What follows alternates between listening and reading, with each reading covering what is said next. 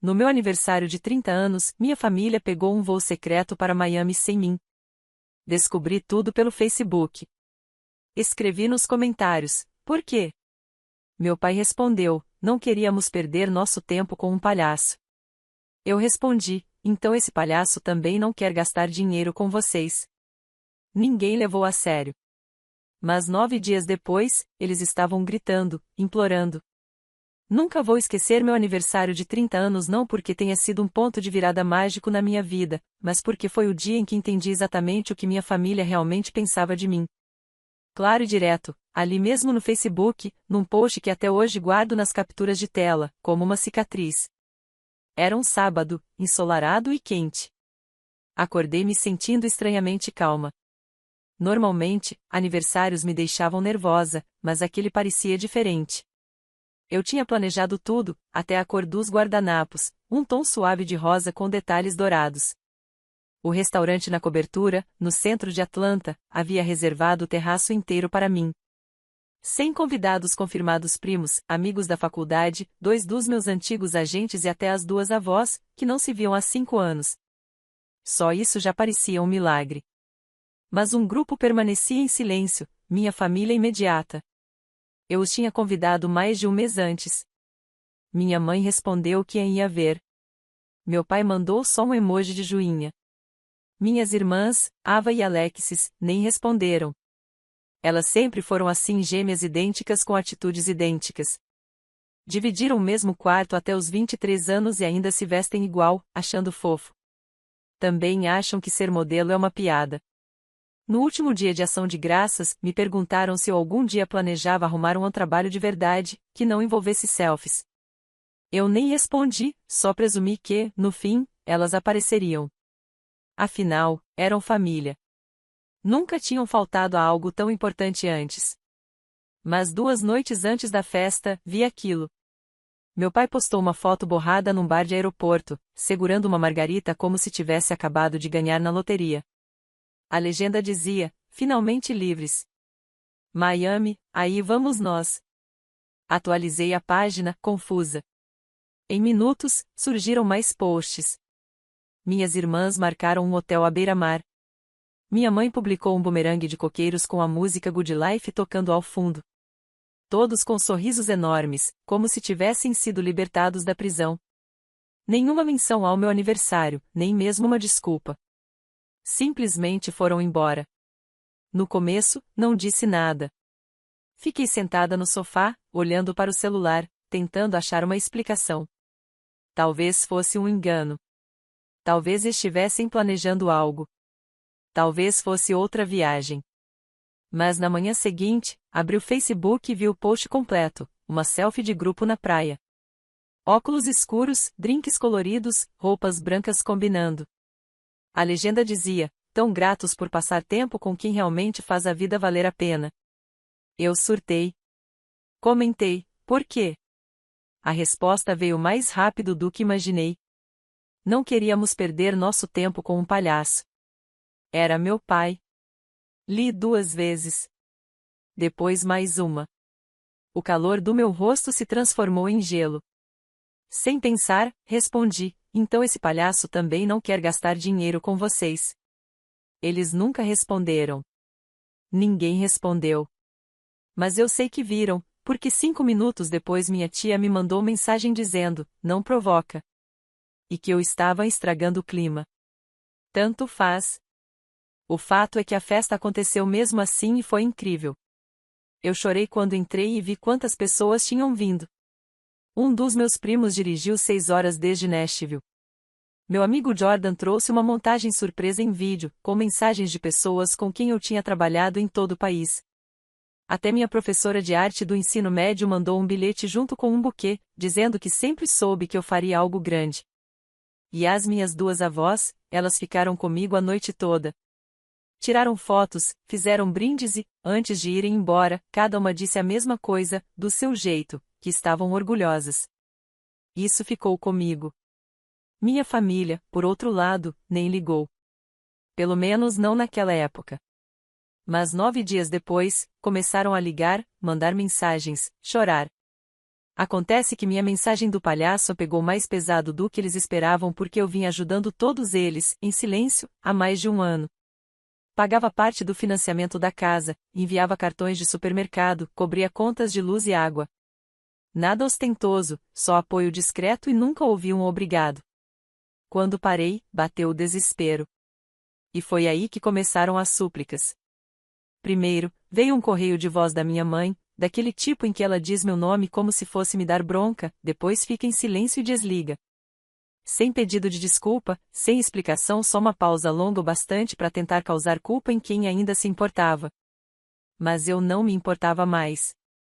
Depois veio a mensagem da Alexis: "Você tá por aí?" Como se nada tivesse acontecido. Como se elas não tivessem simplesmente abandonado meu aniversário de 30 anos, viajado para Miami pelas minhas costas e me chamado de palhaça diante da internet inteira. Eu não respondi. A próxima foi da Ava. Uma solicitação no Venmo, $10. Descrição: almoço L. Essa me fez rir alto. Elas ainda tentavam agir como se tudo estivesse normal, como se eu tivesse esquecido. Como se eu fosse burra. No fim da noite, eu já tinha 5 chamadas perdidas da minha mãe, 2 do meu pai, e uma última mensagem dele dizendo: "Precisamos conversar com urgência." Eu não respondi. Sabia exatamente do que se tratava. Eu tinha parado de mandar dinheiro. Durante 1 ano e 3 meses, eu vinha pagando parte da hipoteca deles $1.200 todo mês, pontualmente. Sem agradecimento, sem um como você está, sem nada. Eles agiam como se fosse obrigação minha, como se eu devesse isso a eles porque a vida deles era difícil e a minha não. A verdade é que eu nunca fiz isso por culpa. Fiz porque sabia o quão perto estavam de perder a casa, e apesar de tudo, eu ainda acreditava que estavam tentando. Meu pai tinha sido demitido. Minha mãe trabalhava na recepção de um consultório. As gêmeas viviam pulando de emprego em emprego no shopping, gastando o que ganhavam em sapatos e cursos online que nunca terminavam. Enquanto isso, eu só trabalhava. Baixava a cabeça, focava, construía meu nome, conseguia campanhas estáveis. Nada gigantesco, mas suficiente. Nunca pedi nada a eles. Só mandei dinheiro até o dia em que vi aquela foto na praia. Até o dia em que deixaram claro que eu era uma piada para eles. Que eu não valia o tempo deles. Então eu parei. E foi aí que tudo mudou. Primeiro vieram as tentativas de culpa: "Você vai mesmo fazer isso com a gente?" A gente não quis dizer nada com aquilo. "Você está sendo sensível demais." Foi uma piada. "Você nem disse que o seu aniversário era tão importante assim." Nenhuma responsabilidade, só desculpas vazias. Eles ainda não entendiam. Não era sobre o aniversário. Nem mesmo sobre o dinheiro. Era sobre o quão facilmente eles me descartaram e o quão rápido esperavam que eu esquecesse tudo. Depois veio o pânico. No terceiro dia, as mensagens começaram a ficar mais longas. Minha mãe disse que o banco estava ligando, que não sabia o que fazer, que estava decepcionada com o quanto eu estava sendo fria. Então a Ava me mandou uma mensagem: "Todo mundo comete erros, mas esse seu nível de birra é absurdo." Eu respondi uma única vez: "Você me chamou de palhaça. Agora quer que a palhaça pague suas contas?" Depois disso, silêncio. Até mais tarde naquela noite, quando vi faróis pela janela do meu quarto. Meu pai estava estacionado em frente ao meu prédio. Ficou um tempo dentro do carro, provavelmente tentando decidir se eu desceria. Eu não desci. Eventualmente, ele saiu, foi até o portão e apertou meu interfone 1, 2 vezes e começou a me ligar. Vi a tela do celular acendendo, 3 chamadas seguidas, depois 4, depois uma mensagem de voz. Eu não atendi. Na manhã seguinte, encontrei um bilhete na minha caixa de correio. Dizia: "Estamos prestes a perder a casa. Por favor, só mais um mês." Eu imploro. Fiquei olhando para o papel por 1 minuto inteiro antes de dobrá-lo e jogar no lixo. O fato é que eles tinham dinheiro. Aquela viagem para Miami não foi barata. Eu tinha visto a Ava postar sobre o aluguel da cabana na praia. Minha mãe marcou um restaurante de luxo em Brickell. Eles não estavam falidos, estavam fingindo estar. Foi então que decidi ligar para a vovó Nana. Ela atendeu no primeiro toque e disse, até que enfim. Contei tudo, cada detalhe. Ela não pareceu surpresa. Na verdade, parecia aliviada, como se estivesse se segurando há meses. E então ela disse algo que virou tudo de cabeça para baixo: você sabe que seus pais estão recebendo ajuda de nós duas, né? Fiquei em choque. Nós duas? Perguntei. Eu e a vovó Gianni, ela respondeu. A gente vem ajudando há anos, separadamente, sem saber uma da outra até pouco tempo atrás. Descobrimos do pior jeito. Seus pais, eles mentiram para todo mundo. Foi aí que tudo começou a desmoronar. Depois que desliguei o telefone, fiquei sentada em silêncio. Tudo que eu ouvia era o zumbido da geladeira. Nem percebi que estava prendendo a respiração. Meus pais não eram apenas ingratos. Nem apenas desrespeitosos. Eles eram mentirosos.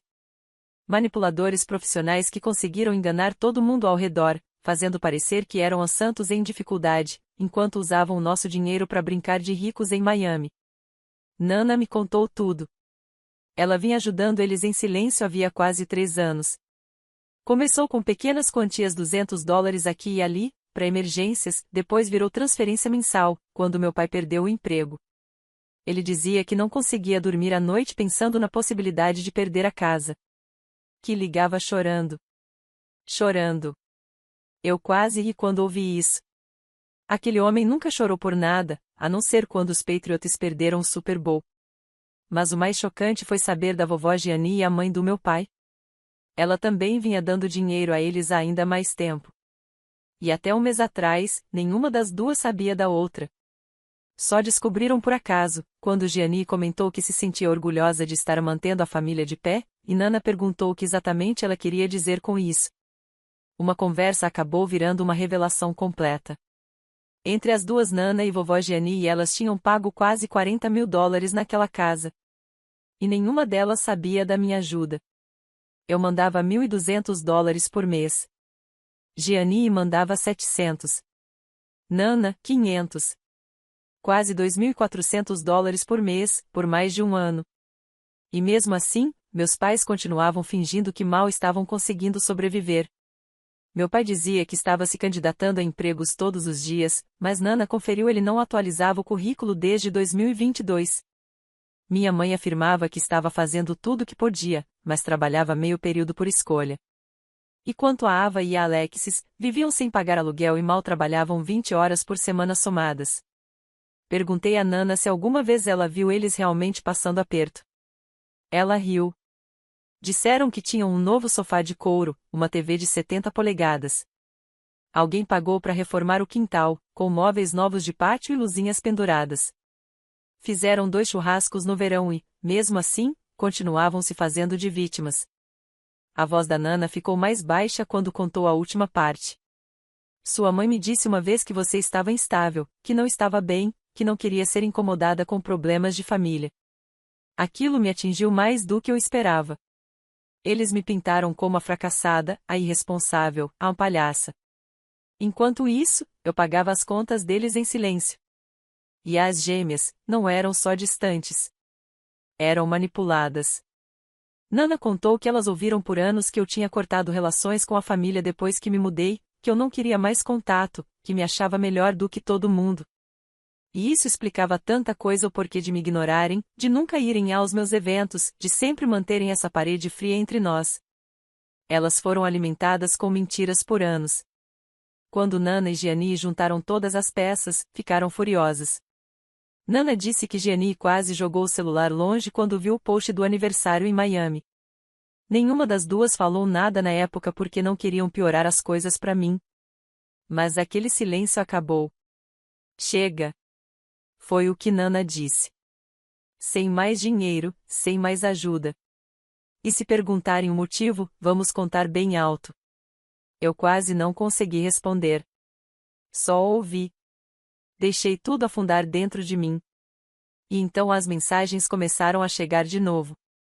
Mas dessa vez, eram diferentes. Da Alexis: por que você nunca me contou que estava ajudando eles? Da Ava, eles disseram que era a vovó o tempo todo.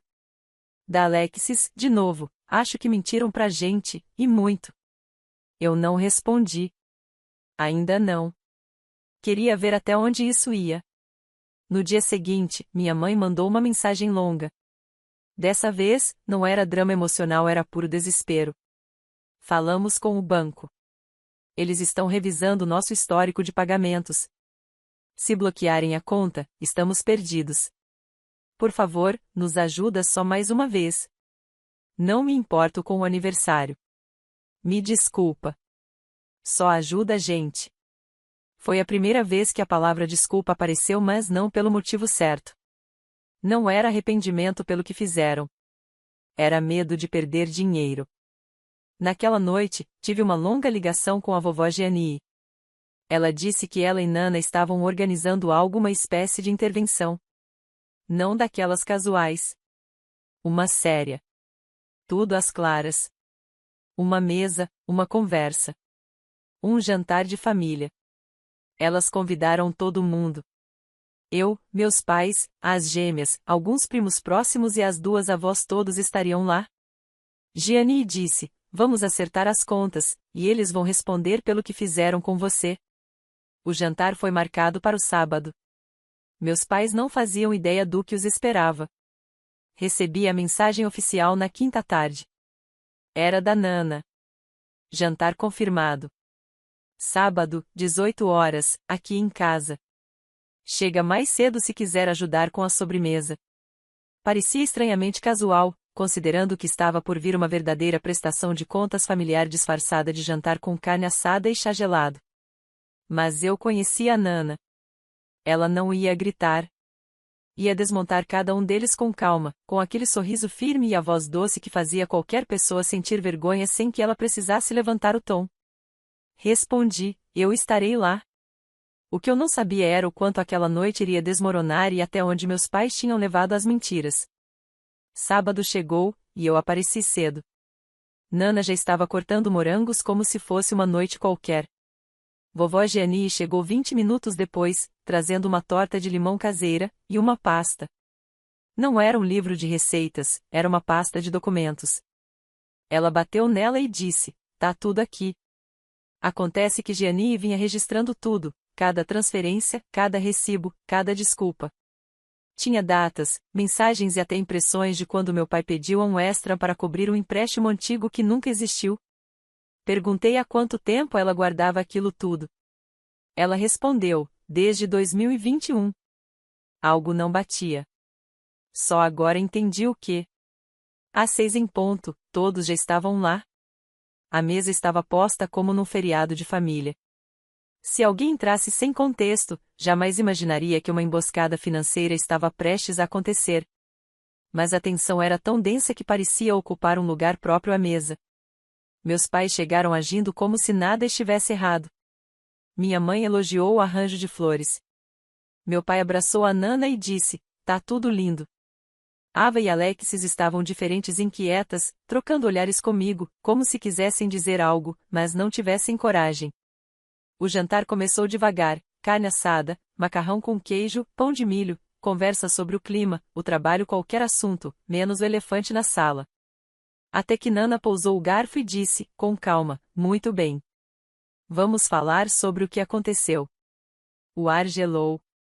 Meu pai deu uma risadinha nervosa, tentando mudar de assunto. Minha mãe fingiu distração e tomou um gole de vinho. Foi então que Gianni colocou a pasta sobre a mesa e abriu. O silêncio tomou conta. Ela começou a ler cada valor, cada data, cada vez que eles alegaram estar mal das pernas enquanto viajavam para Miami ou compravam maios combinando para uma foto em que nem sequer se deram ao trabalho de me incluir. Minha mãe tentou interromper. Gianni levantou um dedo e continuou falando, sem deixar ninguém interromper. Então, Nana entrou na conversa. Ela explicou como meus pais tinham me pintado como alguém instável, desequilibrada. Contou que eles diziam que eu me recusava a ajudar, quando na verdade eu fazia mais do que os dois juntos. Ela até mostrou uma captura de tela do meu histórico no Vemo, algo que eu nem sabia que ela tinha. Fiquei em silêncio, apenas observando enquanto eles encolhiam na cadeira. De repente, Ava se levantou. Disse: eu não sabia de nada disso. Minha mãe tentou calá-la, mas Ava continuou. Eles disseram que você não queria a gente por perto, que tinha vergonha de nós, que achava que éramos um fracasso. Alexis entrou na conversa. Eles disseram que você sumiu, que se recusou a vir para casa no Natal. Mas agora eu tô lembrando, você ligou, você mandou mensagem. Eles é que nunca deixaram a gente ver. Fiquei chocada. Esperava uma briga, esperava negação, mas não aquilo. Minhas irmãs também tinham sido manipuladas, assim como as avós, assim como eu. E no momento em que perceberam, viraram completamente de lado. A parte mais marcante veio em seguida. Ava tirou uma folha impressa da bolsa, uma fatura de um spa de luxo que meus pais tinham ido no mês anterior. Ela achou o papel numa gaveta, quando passou em casa para pegar o carregador. Vocês não conseguiam pagar a hipoteca, mas tiveram dinheiro para massagem de casal com água de pepino e espumante incluído? Perguntou, fria. Silêncio total. Minha mãe parecia querer desaparecer. Meu pai apenas encarava o prato. Foi então que Gianni se inclinou sobre a mesa e deu o golpe final. Até vocês pedirem desculpas a Nain publicamente, com sinceridade e verdade estão cortados. De mim, da Nana, de tudo. E nem tentem mentir de novo. A gente vai saber. Nana assentiu. E vamos contar para toda a família. Chega de encobrir vocês. Nesse momento, minha mãe desabou. Levantou-se com lágrimas nos olhos, não as fingidas, as verdadeiras, e disse: nós tínhamos vergonha. Não queríamos que as pessoas soubessem que nossa filha era mais bem-sucedida do que nós. Isso fazia a gente se sentir fracassado. Lidamos com isso da pior forma possível. Eu sei disso. Meu pai levantou o olhar e completou baixinho: nós estávamos errados. Então minha mãe olhou para mim e disse: me perdoa, Nain. Fomos invejosos e cruéis.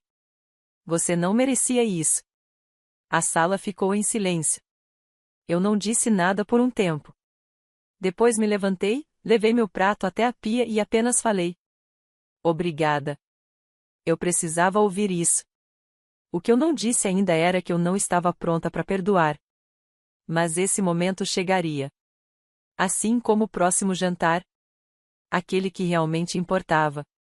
Você pensaria que, depois de tudo o jantar, a pasta, o confronto, o pedido público de desculpas diante das duas avós e das próprias filhas, meus pais finalmente teriam entendido.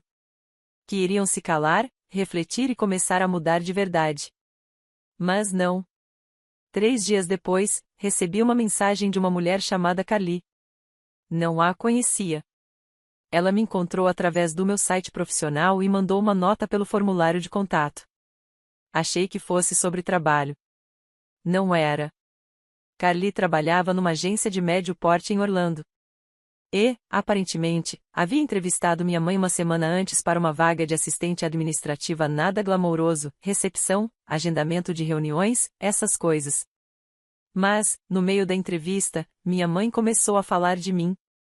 Ela falou sobre a filha que trabalhava com moda e, segundo Carly, deu um meio sorrisinho e disse que eu era mais uma modelo de faz de conta, que vivia de dinheiro da família para fingir que estava bem. Fiquei parada lendo aquela mensagem, as mãos suspensas sobre o teclado. Depois de tudo, ela ainda estava mentindo. Ainda me diminuindo pelas costas. Ainda fazendo o que sempre fez, me destruir em conversas pequenas para se sentir maior. E o pior é que ela acreditava naquilo. Não era um deslize. Era quem ela realmente era quando ninguém estava olhando. Eu não respondi a Carly. Nem precisei. Ela terminou a mensagem dizendo: você não parece nem um pouco com o que ela descreveu. Na verdade, parece alguém que ela tem medo de se tornar. Tirei um print e enviei para Nana e para Gianni, sem nenhum contexto. 1 minuto depois, Gianni respondeu: se prepara. Você não vai acreditar no que a gente acabou de descobrir. 1 hora depois, Alexis me ligou chorando. Demorou quase 1 minuto para conseguir falar. Disse que tinha ido até a casa para pegar algumas coisas e encontrou uma pasta escondida na lavanderia, debaixo de um monte de lençóis velhos. Dentro, havia formulários de empréstimo já preenchidos com o nome do meu pai, da minha mãe e o de Gianni como coassinante. Eles tinham tentado pedir uma segunda hipoteca da casa usando o nome dela sem pedir permissão. O banco percebeu algo estranho quase na hora e mandou uma ligação de verificação para Gianni. Foi assim que ela descobriu. Ela estava tremendo de raiva. E Gianni não é o tipo que explode. É o tipo que te corrige com um olhar desapontado e uma fatia de torta de limão. Mas dessa vez, ela perdeu o controle. E não foi sozinha. Chamou Nana. As duas apareceram na porta dos meus pais, duas senhoras de cardigan, segurando papéis, falando com a força de todas as decepções que já engoliram na vida. Gianni disse que estava considerando abrir um processo. Nana afirmou que eles tinham cruzado uma linha da qual não havia mais volta. E elas estavam falando sério. No dia seguinte, tudo já tinha se espalhado. Não por fofocas, por telefonemas diretos de Nana e Gianni. Cada primo, cada tia, cada tio distante que ainda mandava cartão de Natal ficou sabendo da verdade, as mentiras, o dinheiro, a manipulação, a hipoteca falsa. De repente, meus pais não estavam apenas cortados financeiramente. Estavam isolados socialmente também. Sem ajuda, sem desculpas, sem piedade. Até Ava chegou ao limite. Fez as malas e foi embora, foi morar com uma amiga da faculdade em Savannah. Disse para Alexis que não queria falar com nenhum dos dois até que eles admitissem quem realmente eram. Palavras dela. Alexis, por outro lado, começou a fazer as compras de mercado para eles. Não por obrigação, mas porque não queria vê-los afundar de vez. Mas ela deixou bem claro, nada de lealdade cega. Meus pais estavam sozinhos e eu ainda não tinha dito uma única palavra a eles desde o jantar. Então, uma noite, meu celular vibrou. Era uma mensagem da Nana. Próximo jantar de domingo. Só a gente. Eu, a Gianni e as meninas. Seus pais vão vir também. Fiquei em silêncio por um momento antes que ela continuasse. Eles pediram. Disseram que querem se desculpar de novo, dessa vez sem nada nas mãos, sem pasta, sem desculpas, só palavras. E sabem que você não deve nada a eles. Perguntei uma coisa. Eles estão falando sério? Ela respondeu. Eles estão diferentes. Não consertados, mas diferentes. Aceitei ir. Não para fazer as pazes ainda não. Mas para ouvir. Porque algo tinha mudado. Não só ao redor deles, mas dentro deles. E, pela primeira vez, eles estavam entrando em um ambiente onde não tinham controle, onde não podiam se fazer de vítimas, onde teriam que encarar a pessoa que mais subestimaram. Cheguei à casa da Nana alguns minutos atrasada de propósito. Queria ver se eles iam se contorcer um pouco. A sala de jantar estava cheia, mas silenciosa. Gianni já servia chá gelado. Alexis colocava as tigelas na mesa. Ava parecia com o rosto queimado de sol, provavelmente vinda de Savannah. E meus pais estavam sentados à mesa como convidados no próprio velório. Minha mãe levantou o olhar quando entrei, mas não disse nada. Bom começo. Sentei-me. Nana colocou um prato na minha frente, como se fosse um domingo qualquer. E talvez, no mundo dela, fosse onde a verdade era servida junto com o assado e o perdão tinha lista de espera. Ninguém falou muito nos primeiros minutos. Só o som dos talheres, dos copos. Sem celulares, sem conversas paralelas. O ar estava pesado não de raiva, mas de todas as palavras que as pessoas ainda tinham medo de dizer. Então Gianni dobrou o guardanapo e olhou pela mesa. Pode começar. Sem drama, só essas duas palavras. Minha mãe assentiu. Olhou para baixo, depois para mim. Os olhos já estavam vermelhos, mas não daquele jeito teatral. Parecia alguém que finalmente ouviu a verdade sobre si mesma e ainda não sabia como conviver com isso. Não sei nem por onde começar, além de dizer que sinto muito, ela disse. De verdade. Por tudo. Por Miami, pelo que dissemos, por mentir sobre você, por te fazer sentir que era motivo de vergonha. Ela fez uma pausa. Ninguém interrompeu. Acho que, por muito tempo, a gente simplesmente não soube lidar com o fato de que você se tornou alguém melhor do que nós. Meu pai então falou. Sem grandes gestos, só palavras. Não fomos bons com você. Zombamos da sua carreira porque não entendíamos. Porque tínhamos inveja. Dissemos para nós mesmos que não era real, só para conseguir dormir à noite. Eu não disse nada. Então Ava acrescentou: a gente acreditou neles por anos, em tudo. E me desculpa por não ter percebido antes. Alexis assentiu. Eu devia ter feito perguntas. Devia ter te ligado. Você não nos afastou. Foram eles. Gianni não disse uma palavra, apenas observava, com os braços cruzados e a expressão impossível de decifrar. Então Nana se inclinou e disse algo que eu não esperava. Diga a ela o que vocês vão fazer agora. Minha mãe pareceu confusa por um segundo, até entender. Não estamos pedindo dinheiro. Nem ajuda. Começamos a vender nossas coisas. O segundo carro já foi. Estamos reduzindo. Encontramos uma casinha para alugar perto de Lavrenceville. Estamos recomeçando. Meu pai completou. Sem mais mentiras. E estamos fazendo terapia juntos, porque claramente não sabemos como ser uma família. Pela primeira vez em anos, eles não soavam como atores. Soavam como pessoas que tinham perdido algo real e queriam reconstruir do jeito difícil, mas verdadeiro. Eu não chorei. Não abracei ninguém. Só assenti, uma vez. E isso bastou.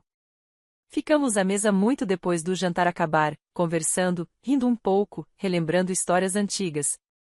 Eu não fazia isso com eles havia mais de uma década. Quando finalmente me levantei para ir embora, minha mãe me abraçou.